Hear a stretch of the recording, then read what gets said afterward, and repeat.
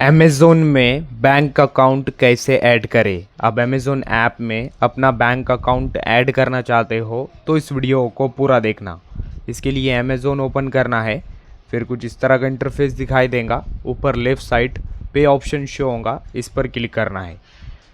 फिर कुछ इस तरह का इंटरफेस ओपन होगा। यहाँ पर ऊपर यूपीआई लिंक ऑप्शन शो होगा, तो यहाँ पर आपको यूपीआई लिंक इस ऑप्शन पर क्लिक करना है।